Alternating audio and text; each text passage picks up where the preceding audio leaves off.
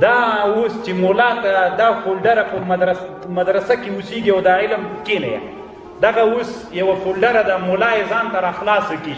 اوس دا مسله چې علمي هیئت سړي ته زده نه وي د مولا پلار به باندې پوه شي، نیکه به باندې پوه شي.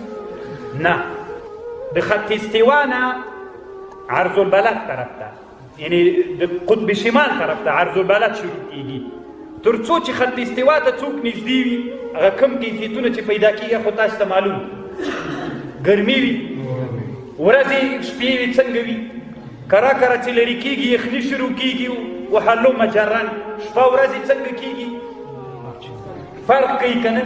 اوس علما وایي هر هغه مملکت یا هر هغه جغرافیه چې له 48 عرض البلد نه خط استوا طرف ته پرته وي، د دې خلکو دغه لمر د ژمي او لمر د اوړي دا له 45 درجو نه اخواته نه کېږي. ګوره له هغه نه نیولې تر ده پورې دغه دایره چې 90 درجې وه. تاسې که فکر وکئ ژمي کې لمر دلته غورځېږي، په اوړي کې لمر دلته غورځېږي، فرق کوي که نه هغه خېږېدلې. خو ګوره دې خو ټوله دایره ونه نیوله که ویې نیوله ټوله دایره؟ نه، ټوله دایره خو څو ده؟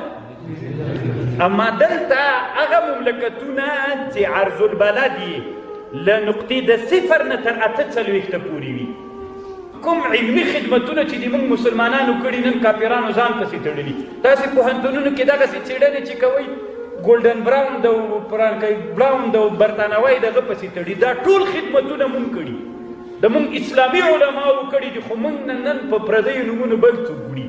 دا بیا تاسو ته معلوم شي. له هغه نه نیولې تر ده پورې 90 درجه شوله. خو دغه بین المغربین اصل قبله دغه بین المغربین ده. تاسې که افغانستان کې قبله معلومات ذاتي ضرورت نشته، خپله یې معلومه کوي.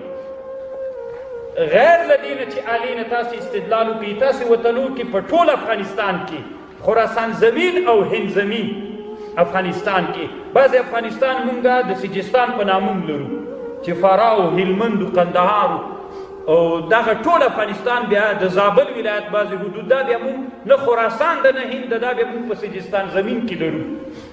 نور خو بیا تاسې ته معلوم وي ځکه محصلین یې د جغرافیه علم خو د تاسې اصل د تاسې نه د اصل کې د موږ د خو تاسې د ځان ډېر بلئ نسبت موږ مولیانو نه.